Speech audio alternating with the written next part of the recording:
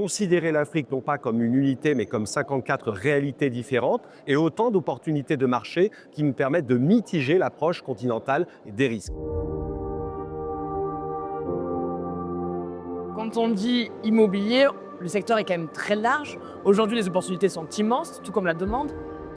Comment vous vous positionnez dans ce nouveau secteur? Action Properties, aujourd'hui, c'est 200 000 m² sous gestion à Madagascar. C'est une entreprise qui est ancrée sur le territoire malgache avec différents outils et différents secteurs d'activité adressés. L'activité commerciale, du retail, des shopping malls, l'activité bureau, l'activité industrielle et l'activité d'hospitality avec des résidences en gestion qui nous permettent d'offrir des services d'hospitality à nos visiteurs, du groupe comme de l'extérieur.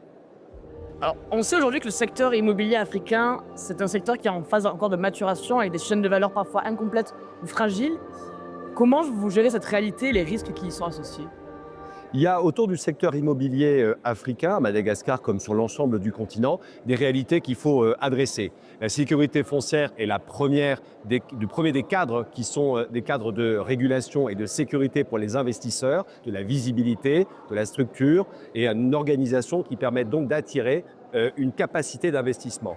Lié à cette capacité d'investissement, l'accès au financement, deuxième sujet, avec naturellement des enjeux d'accès au crédit, à la fois pour les clients qui achèteraient des produits immobiliers de logement avec un financement adossé, et puis comme pour nous, en tant qu'investisseurs, pour pouvoir attirer ces investisseurs et ces prêteurs à nos côtés, il nous faut pouvoir adresser cette sécurité foncière. Enfin, le secteur n'exclut pas la modernisation que nous observons à l'échelle mondiale, traversée par les enjeux de décarbonation des actifs immobiliers, de performance énergétique, et puis des enjeux de digitalisation et d'utilisation très pragmatique, très efficace de l'intelligence artificielle.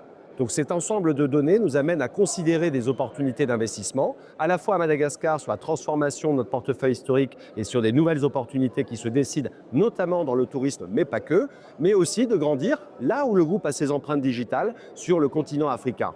Partout où nous sommes, nous allons pousser nos activités immobilières, à la fois d'investissement et de services immobiliers. On sait que l'Afrique est encore vue avec une certaine méfiance, voire défiance vraiment de la part des investisseurs. Comment vous essayez de les rassurer? Est-ce qu'en termes de risque, le risque c'est réel ou perçu? Et en termes de retour sur investissement, est-ce qu'aujourd'hui l'Afrique fait vraiment chambre à part? La perception du risque est d'abord une perception erronée parce que mal connue, mal calibrée, mal mesurée. Il y a aujourd'hui quantité d'outils qui nous permettent de mitiger ces risques et des règles de bon sens en matière d'investissement, pas plus, pas moins que sur d'autres géographies. Les opportunités sont réelles, ça c'est d'abord une vérité qu'il faut pouvoir intégrer. Les enjeux démographiques sont considérables, les enjeux de transformation urbaine de la ville de demain avec les mobilités douces et la démographie et la pression liée sont considérables et nous obligent à repenser les usages, non pas en important des modèles par exemple, qui nous viennent d'autres exemples internationaux, mais en créant nos propres modèles urbains, nos propres usages de la ville de demain à travers notre culture continentale à Madagascar comme sur le continent. Par conséquent, nous pensons de plus en plus, dans la même logique d'hybridation des risques, à utiliser des outils mixed use, comme l'on dit, c'est-à-dire des multi-usages qui sont à la fois des zones de vie dans lesquelles nous apportons un maximum de services. Une zone de vie où on travaille, une zone de vie où on commerce, une zone de vie où on vit, où on fait du sport, en limitant les aspérités de ce qu'est la ville aujourd'hui, des grandes agglomérations que l'on voit sur le continent africain. Donc ces enjeux-là sont une réalité, c'est une opportunité d'investissement considérable, inévitable dans la décennie qui vient.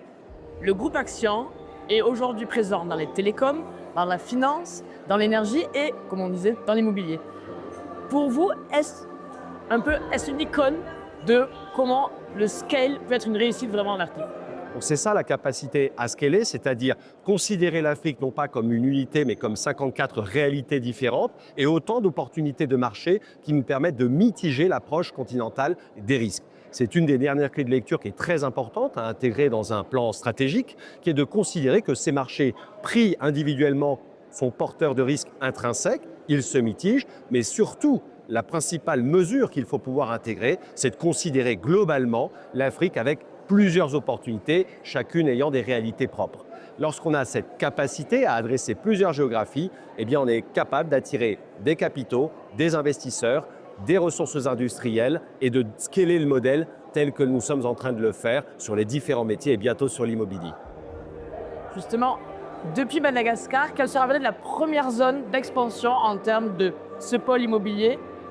Est-ce que ce sera l'Afrique de l'Est et notamment peut-être le Rwanda? Ou alors vous avez peut-être d'autres géographies déjà en tête? Nous sommes en train d'opérer un screening très important des opportunités de marché qui se dessinent là où nous sommes présents. Aujourd'hui, en Tanzanie, au Kenya, au Sénégal, au Togo, en Côte d'Ivoire, au Bénin. Nous observons et analysons des opportunités qui sont en train de constituer un portefeuille d'investissement potentiel. Parmi ces géographies, le Rwanda est également une destination première qui a beaucoup d'intérêt pour nous en matière de dynamique de marché. D'autres opérateurs immobiliers, concurrents et néanmoins amis, sont déjà présents sur cette géographie et démontrent qu'avec résilience, patience, ils ont réussi à construire des produits immobiliers de très grande qualité. Il y a de la dynamique, il y a de la croissance et de la profondeur de marché qui va ouvrir des portes. On essaiera d'en saisir quelques opportunités.